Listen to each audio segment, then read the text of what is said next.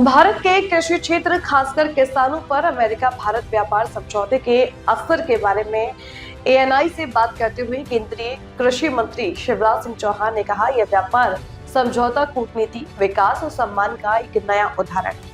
हम संघर्ष नहीं बल्कि संतुलित और मजबूत बातचीत में विश्वास करते हैं। किसानों के हितों की पूरी तरह से रक्षा की गई है। किसानों के हित पूरी तरह से सुरक्षित है।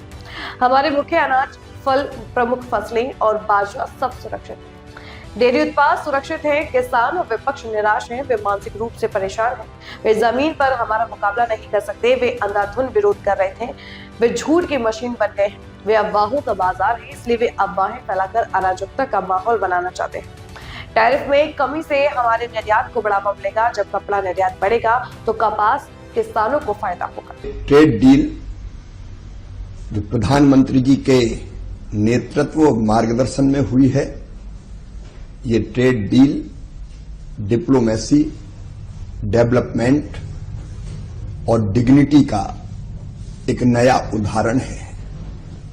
हम विवाद नहीं, संतुलित संवाद में, ताकतवर संवाद में विश्वास रखते हैं। और मैं आज प्रधानमंत्री जी को हृदय से धन्यवाद देता हूं। उन्होंने कहा था किसान हित सर्वोपरि है हमारे लिए।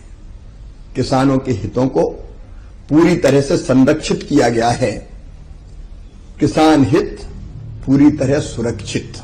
हमारे मुख्य अनाज, फल, मुख्य जितनी हमारी फसलें हैं, हमारे मिलेट्स सब सुरक्षित है।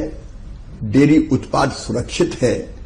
कांग्रेस और अपोजिशन कुंठित है, मानसिक रूप से परेशान है, मैदान में मुकाबला नहीं कर सकते। एक के बाद एक हार ने उनको हताशा, निराशा और कुंठा से भर दिया है और इसलिए अंधा विरोध कर रहे हैं। झूठ की मशीन बन गए हैं, वो अफवाहों के बाजार हैं और इसलिए वो अफवाहें फैला के अराजकता का वातावरण निर्मित करना चाहते हैं।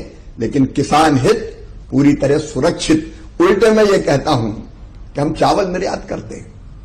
आपको पता है कि हमारा चावल यूएस में भी कितना जाता है। 63,000 करोड़ का चावल हमने निर्यात किया था।